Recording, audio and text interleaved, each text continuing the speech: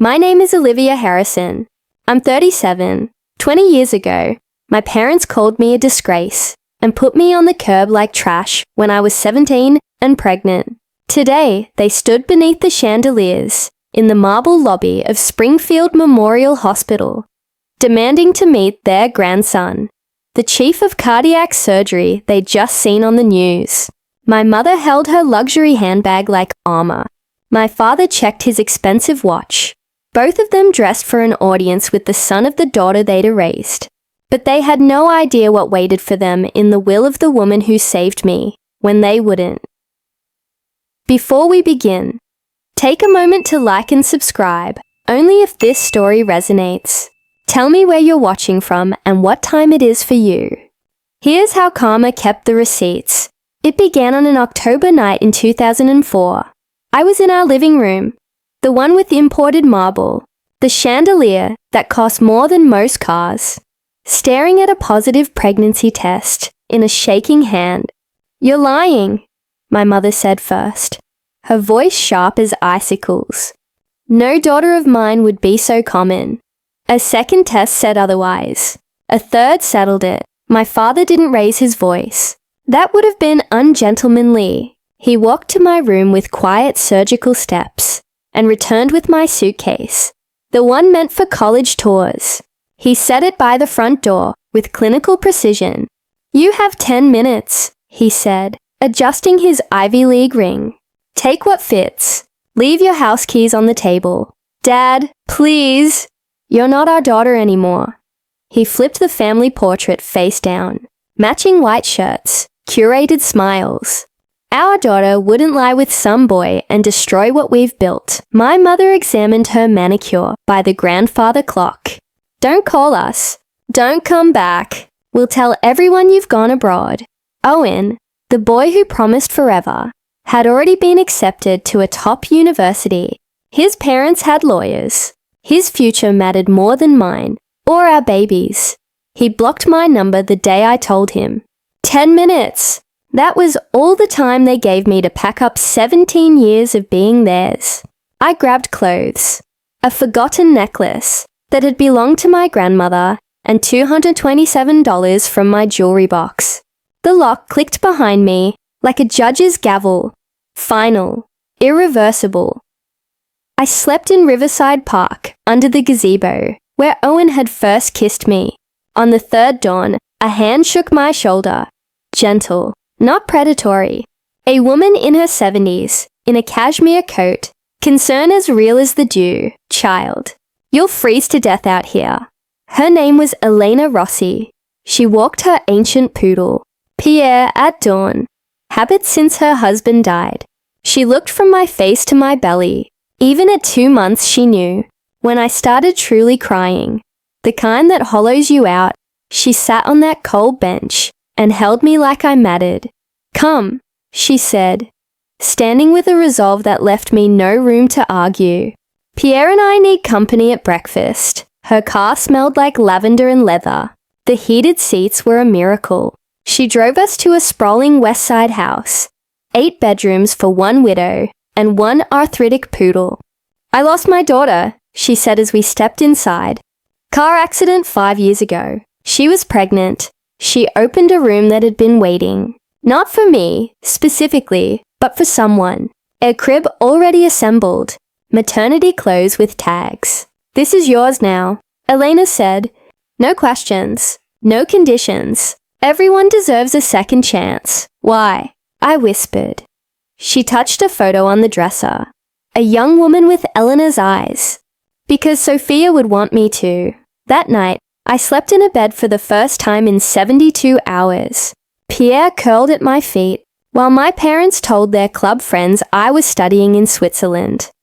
I learned to breathe again in a nursery, with star decals on the ceiling. Sigurd arrived in a February blizzard, screaming and perfect. Elena held my hand through 18 hours, whispering strength into my bones. She cut the cord at my nod and held him first when I handed him over. "He's brilliant," she declared. "Minutes old. You can see it in his eyes." She wasn't wrong. He walked at 9 months, read at 3, tested into gifted programs before kindergarten. While I earned my GED and took community college classes online, he inhaled knowledge the way other kids inhaled cartoons. Elena owned 3 restaurants, Rossi's Downtown, the Bistro on 5th, and a cozy cafe by the university. She started me as hostess, then taught me inventory, scheduling, margins. "You're not just working here," she said. "You're learning to run an empire." At 7, Sigurd performed surgery on his teddy bear, using sutures he'd studied on YouTube. By 10, he was reading my anatomy textbooks. At 16, he earned early admission to Harvard Medical School. That same year, an estate attorney named Lance Mitchell walked into Rossi's to update Elena's will. She revisited it every year since taking us in. Tall, grounded, kind eyes, terrible jokes. He made me laugh for the first time in years. "Your son's remarkable," he said, over coffee that became dinner. "Elena deserves the credit," I said. "I wasn't talking about Elena," he smiled. "Though she mentioned something about protecting the family you choose." Everything changed when the Springfield Gazette ran the headline, "Prodigy Surgeon becomes youngest department chief in state history." Half the front page was my son in scrubs, standing in front of the cardiac wing he'd already improved. The article used his full name, Dr. Sigurd Harrison, MD, PhD, my maiden name, the one my parents thought they had buried. Within hours, the story went viral. Prodigy doctor saves 3 lives in one day. Gen Z surgeon transforms heart surgery. Real-life Doogie Howser. My phone flashed an unknown number. I almost ignored it. My mother's voice filled the voicemail after 20 years of silence. "Olivia, we need to discuss our grandson. Our grandson, not your son. He was property again, an asset rediscovered." Emails followed, addressed to my restaurant's public inbox. Polite, bloodless. "Dear Olivia, we hope this finds you well. Recent news of Sigurd's achievements came to our attention. As his grandparents, we feel it's time to reconnect." Harrison Industries Lance found me crying in my office. Not from grief, but fury. "They want him now that he's successful," I said. "After 20 years of nothing, what do you want? To make them disappear?" "We can," he said softly. "But first, let me check something in Elena's papers." She left provisions for exactly this. That night, after a 16-hour shift, where he saved 2 lives, Sigurd came home to find me pacing. He had no idea his biological grandparents existed, let alone that they were circling like vultures. They started small. A reservation at Rossi's under a fake name. Sitting in my section studying me, I recognized my mother's emerald ring before her face. Botox losing to bitterness. "Good evening. I'm Olivia. We know who you are," my father said, laying down his menu like a judgment. "We need to discuss Sigurd. You need to leave." They didn't. Packages appeared at the hospital. A luxury watch, a designer pen set, a rare medical text worth thousands. Each card signed your loving grandparents. He brought them home, bewildered. "Mom, someone keeps sending me expensive things. Should I be worried?" "Return them," I said. "All of them." Lance intercepted their next move. A formal letter demanding grandparent visitation rights. He laughed as he read aloud. "They cite established family bonds, which they severed with this." He slid across a photocopy. The document they'd signed 20 years ago, relinquishing all parental rights and responsibilities. "They didn't just kick you out," he said. "They legally disowned you and any children you might have." Still they pushed. They hired a private investigator to track Sigurd's routines. They contacted the hospital board, introducing themselves as Dr. Harrison's grandparents, angling for fundraiser invites. The final straw came when my mother ambushed him at a coffee shop near the hospital. "You look just like your grandfather," she cooed. "I'm sorry. Do I know you? I'm your grandmother's sweetheart. Your mother kept us apart." He called me immediately. "Mom, A woman claiming to be my grandmother blocked my path. Should I call security? Yes, I said. Always. The 2 a.m. call came from Owen, because he always had bad timing. Liv, it's me. Don't hang up. 20 years later and you still think it's me means anything. I saw the news about our son, when I was pregnant and terrified. He was my problem. Now that the headlines were glowing, he remembered his DNA. He doesn't know you exist, I said. Let's keep it that way. That's not fair. I was 18. My parents threatened to disown you, kick you out, make you sleep in a park while pregnant. Silence. I'm divorced now, he said at last. My startup failed. I've lost everything. I just want to know him. He's my blood. Blood? I asked. You blocked my number when I needed you most. My parents contacted me, he blurted. They think if I'm involved, you'll reconcile. They're offering to help me financially if I convince you. I hung up, then called Lance. They're coordinating, I told him.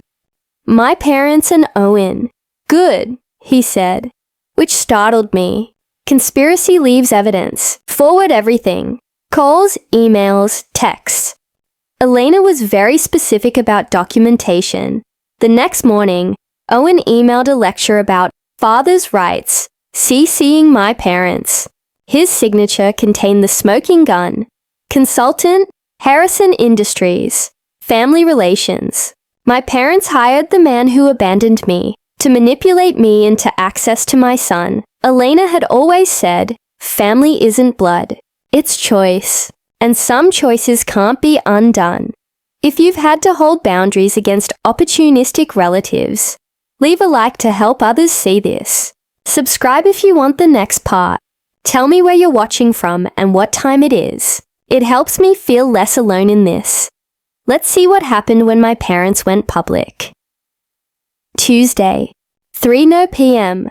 Sigurd was 8 hours into a complex pediatric heart surgery when my parents marched into Springfield Memorial's VIP lobbies. We're here to see our grandson, Dr. Harrison, my mother announced for the room. We're his grandparents, the Harrisons. The receptionist called security. My parents had come prepared. This is ridiculous, my father boomed, voice bouncing off the marble. We donate millions to this hospital. Our grandson is chief of surgery. We demand to see him. People stared. Phones appeared. My mother dabbed at her eyes with a monogrammed handkerchief she'd brought for the performance. 20 years we've been kept from him, she wailed. We just want to meet our only grandchild. Security arrived just as I did, Lance beside me. Ma'am, sir, the head guard said, Dr. Harrison is in surgery. Then we'll wait, my father declared, settling like royalty. Mrs. Mitchell, security asked me quietly, how would you like this handled? My mother's tears stopped on cue. Mitchell, you remarried. You gave our grandson another man's name. He never had your name, I said. You made sure of that when you signed him away. A ripple of whispers. My father turned purple. How dare you? The OR doors opened. Sigurd, still in scrubs, stepped out as nurses wheeled a tiny patient toward recovery. He took in the scene. Security, strangers, chaos. Then looked at me. Are these the people who've been stalking me? Yes. Then I want them removed. He didn't glance at them. My parents didn't leave. They called a local news station from the parking lot. Within an hour, fans ringed the entrance. My mother had changed into a perfectly tailored suit. My father wore a tie and his school colors. There was a misunderstanding 20 years ago, my mother told the reporter, eyes glistening. We were shocked. We reacted poorly. We've been trying to reconnect, but we're denied access to our only grandchild. Dr. Harrison is a medical pioneer. The reporter prompted, You must be proud. Incredibly, my father said. Excellence is in his blood, the blood they rejected when it was growing inside me. What would you say to your daughter now? The reporter asked. My mother looked into the camera. Olivia, sweetheart, we forgive you. We just want our family together. Please don't punish Sigurd for our mistakes. They forgave me. Forgave me. By 7 p.m., the segment had tens of thousands of views. Comments flooded in. Family is everything. Let them see their grandson. Why so cruel, Olivia? They made a critical mistake, Lance said, closing his laptop. Not going public. Admitting wrongdoing on camera. And we have the documents that define the wrongdoing. The hospital administrator called me in the next morning.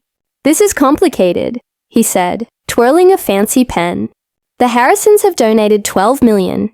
Perhaps one supervised meeting would resolve. Would you meet with people who threw you away while you were pregnant? It's not my place to. Dr. Harrison's position. Are you threatening my son's job? No. Just optics. At Rossi's, even regulars had opinions.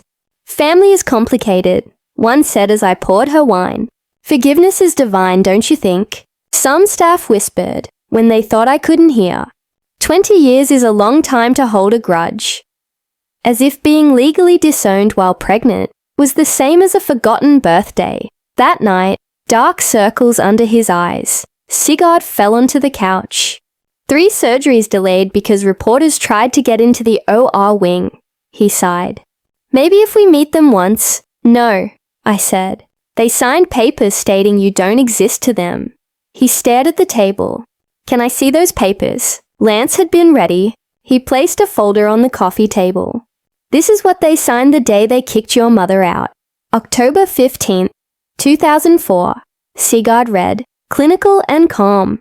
We, Robert and Margaret Harrison, relinquish all parental rights and responsibilities to Olivia Harrison and any children born or unborn. His hands were steady. His knuckles were white. They signed this while you were pregnant with me. Yes. And they added, no financial, emotional, or legal obligations. He set the document down the way he sets a scalpel, deliberately. Tell me everything, Mom. So I did. The 10 minutes. The flipped portrait. The park bench. Elena. Everything I had shielded him from. Owen Blake is my biological father, he said, not asked. The tech entrepreneur who just declared bankruptcy. You knew. I can use Google, he said gently, flipping his phone to show me a profile viewed my son's page, weekly for 6 months. I figured when you were ready, you'd tell me. He tapped the document. So Grandma Elena left something in her will to protect us. She did, Lance said. She left everything with conditions. Your biological grandparents can't touch a penny if they abandoned your mother. There's also a clause extending the relinquishment in perpetuity to her offspring. Legally, you're not their grandson. They did that to themselves. How much? $15 million, plus the restaurants, Lance answered. Sigurd actually laughed. They're fighting for money they already lost. They don't know they've lost it yet, Lance said. But they will. They chose Bernardino's, the city's most performative restaurant. White tablecloths.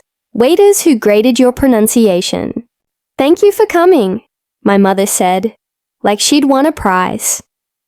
My father pushed a leather folder across the table before water arrived. Let's skip pleasantries. Inside, a contract on corporate letterhead. $5 million placed in trust for Sigurd immediately, he recited. Another 5 when he joins our board. All we ask is a public reconciliation. Photos, an announcement. You want to buy us, I said. We want to invest in our legacy, my mother corrected. He is a Harrison. He should benefit from that name. The name you took from me, which we're offering to restore. She smiled. The IPO is next month. 3 generations of excellence tests well. And Owen, I asked. My father's jaw tightened. Mr. Blake is a separate matter. Is he? I asked.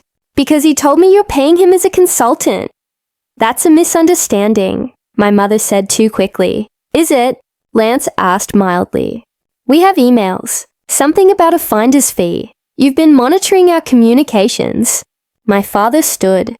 That's illegal. Owen CC'd Olivia, Lance said. He's not bright. They traded the same look they once traded when deciding to end me. The offer stands, my father said, tossing cash on the table.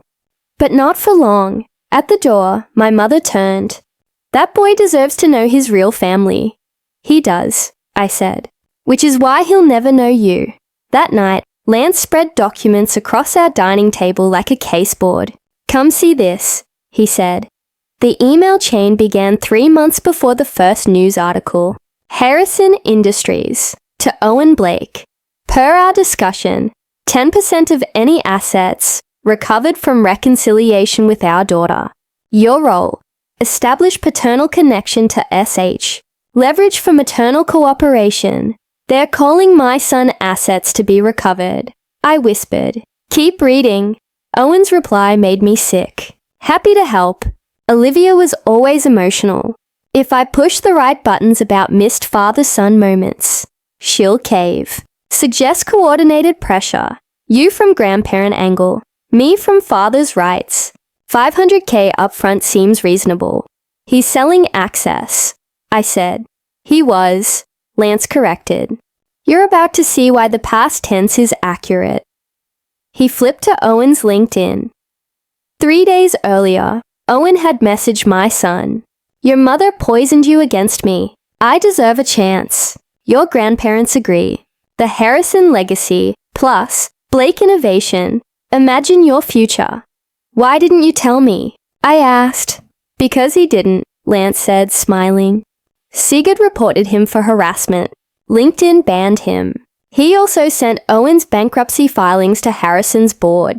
They terminated all consultant contracts yesterday. Sometimes karma hires a good lawyer. Lance opened Elena's safe with the combination she made me memorize. 07-23-2005, the day Sigurd was born. He pulled out a leather folder. She updated this annually, he said. But this clause never changed. Page 7, paragraph 4. Highlighted.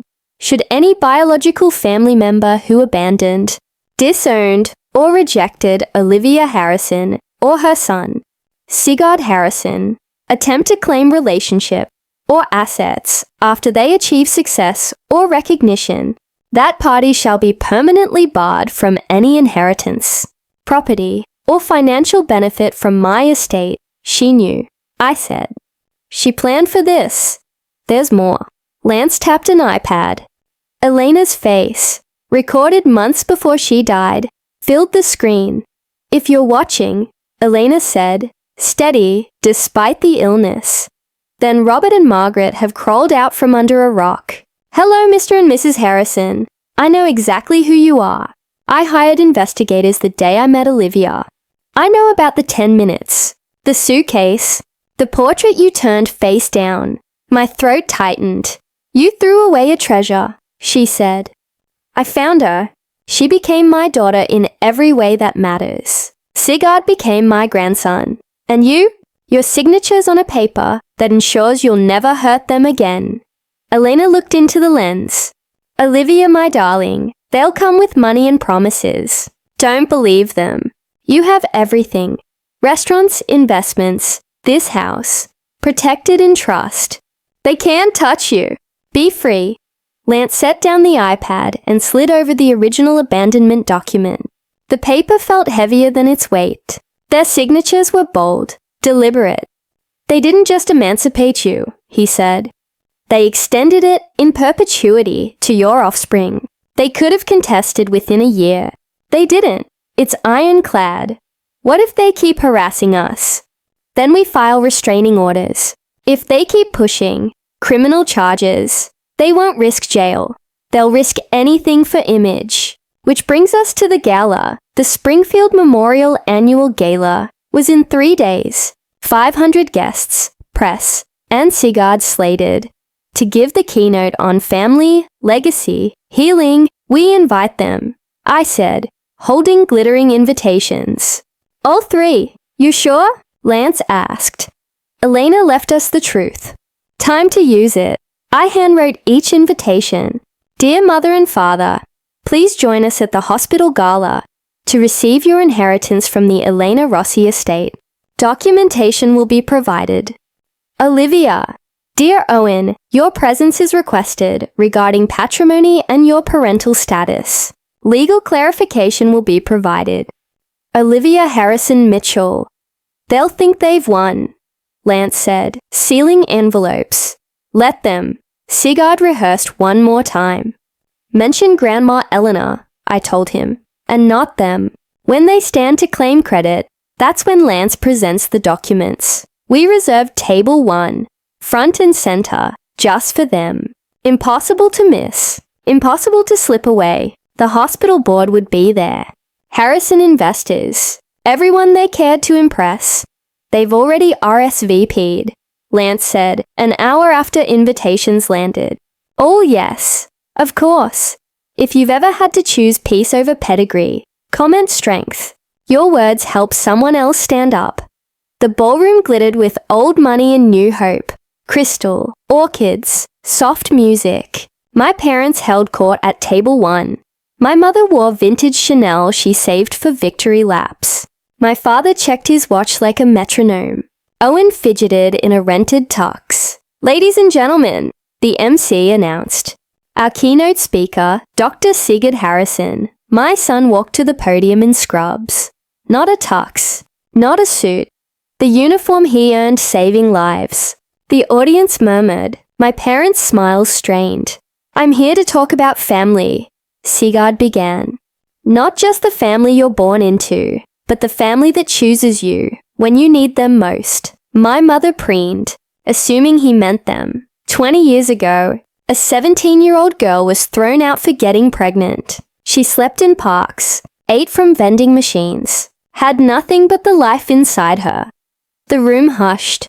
My father's hand froze on his flute. Then a widow named Elena Rossi found her. No obligation, no reason to care, except she understood what family meant.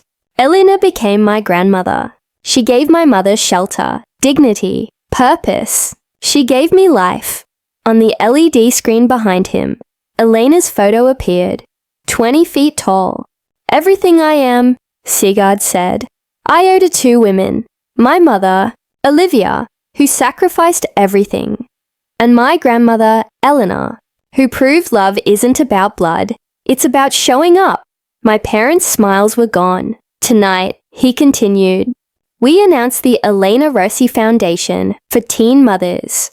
$5 million in initial funding, housing, childcare, education, hope for young mothers abandoned by their families. The screen changed. Elena's video began. If you're watching this, Elena said, her voice filling the room, then my grandson is doing what I knew he would. Changing lives, healing hearts, becoming the man I saw in him. My mother half rose. My father tugged her down. Family, Elena said, is not DNA, nor last names, nor inheritance. It's presence. When Olivia needed family, where were the Harrisons? When Sigurd took his first steps, spoke his first words, performed his first surgery, where were they? I leave everything to my real family. My daughter by choice, Olivia. My grandson by love, Sigurd. To those who abandoned them, I leave the truth of what you threw away. Sigurd returned to the mic. I want to thank my family, he said. Mom, and Lance, who showed me what a father is. My mother shot up.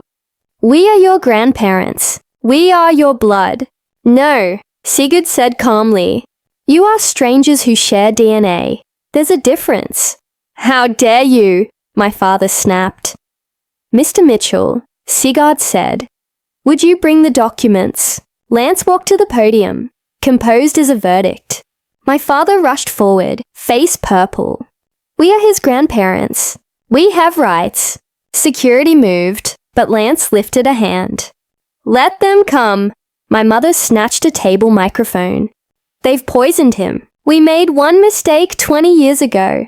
One mistake. I stood. You gave me 10 minutes to pack. You flipped my portrait. You signed papers disowning me and my unborn child. Gasps. Phones everywhere. That was different, my mother snapped.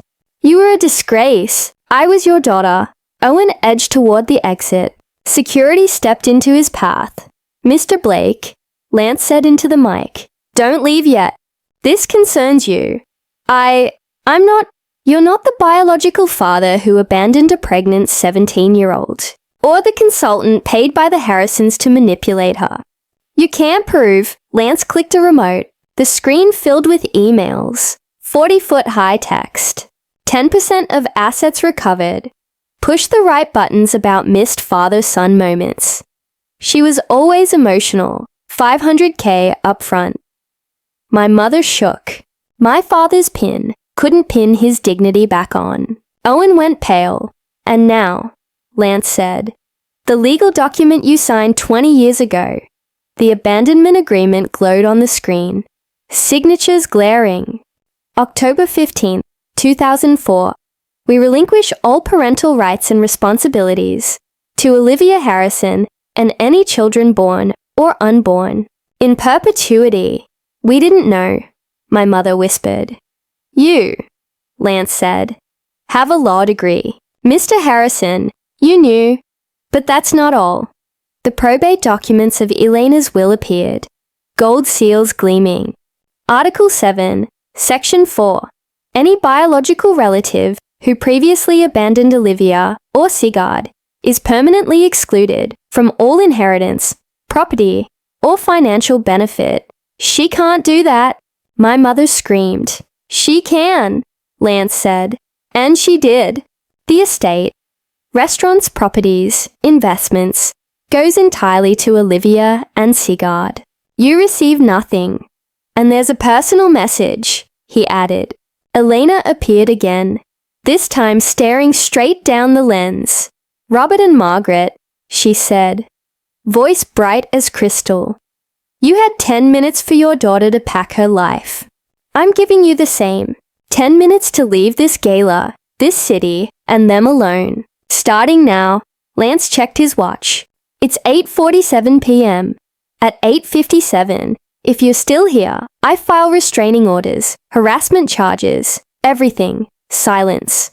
The massive clock ticked. 9 minutes, Lance said. My parents looked around.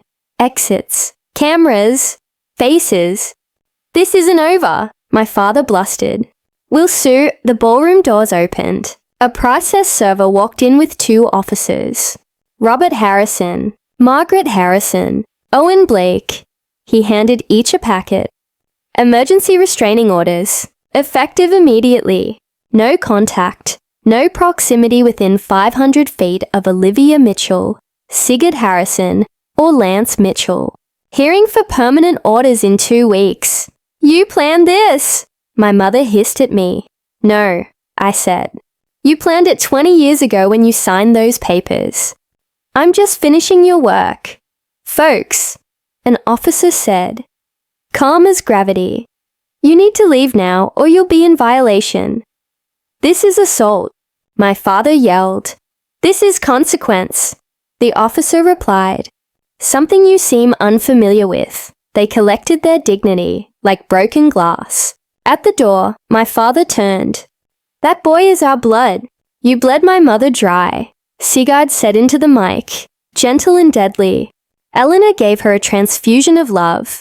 That's the only blood that matters. The doors closed. Applause thundered and rolled and rose again. When it quieted, Sigurd took the mic with me beside him. Now let's talk about what we're really here to celebrate. The screen showed a building rendering. The Elena Rossi Center for Young Mothers. $5 million in seed funding. 10 full medical scholarships for children of teen moms. Housing for 20 families. Childcare during classes. Job training. Every young mother who comes to us, I said, will get what I got from Elena. Not judgment. Support. Not shame. Dignity. Not abandonment. Family. Our first scholarship recipient is here, Sigurd announced. Maria Santos, 17, valedictorian, raising her daughter. A young mother stood, tears bright, baby on her hip. The ovation shook the chandeliers. Weeks later, Lance slid a business section across our table. The Harrison Industries stock dropped 30%. The board held an emergency meeting. Your father was voted out as CEO. The scandal had outrun Springfield. Family values hypocrites trended. Security footage of them escorted out. 12 million views. They're selling the house, Lance added. The market. Legal fees. What about Owen? I asked. Worse. His ex-wife's lawyer subpoenaed the emails. Hiding assets in bankruptcy while owing child support is a federal crime. He's facing 3 years. I felt nothing. Not triumph, not pity. Just clean, uncluttered peace. They moved to Arizona, Lance said. Your aunt took them in. Guest house. From 7 bedrooms to somebody's spare room. From galas to being quietly asked to find a different church. Institutions they prize more than me returned the favor. Are you okay? Lance asked. I'm free, I said. For the first time in 20 years. At dinner that night, Sigurd carved roast with the technique Elena taught him at 12. Saved 3 lives this week, he said, like he was discussing rain. The youngest was 4 months old. Her mother is 17. Sleeping in her car. I told her about the center. She moves in tomorrow, I said. She won't sleep in a car again. This was our family. No DNA tests required. No bloodline certificates. Just presence and choice. Elena's portrait hung where the TV used to be. We preferred her face to flicker and noise. Fresh orchids beneath. Renewed weekly. I'm getting married next month, I said. Lance almost dropped the wine. You're supposed to let me propose. Elena always said, ask for what you want. I pulled out the ring I'd bought. Lance Mitchell, will you make this official? Sigurd laughed the way he did as a child. Mom, you just proposed over pot roast. Elena would approve, Lance said, sliding the ring on. Yes, absolutely yes. We toasted with Elena's crystal. In the candlelight, I could almost see her smiling. This was family. Not perfect, not traditional, but real, chosen, permanent, and somewhere in a desert guest house. 2 strangers I once called parents were learning what took me years to accept. Some choices can't be undone. Better choices can be made every day. Thank you for staying with my story. If you've ever had to choose between blood and happiness, remember this. Real family shows up when the world walks away. Like and subscribe if this reminded you that justice exists. Even if it takes 20 years, share it with anyone who needs to hear they deserve unconditional love. Comment family if you believe in chosen families over forced ones. And if you're that scared 17-year-old sleeping in your car or on a friend's couch, you're not alone. There is help. There is hope.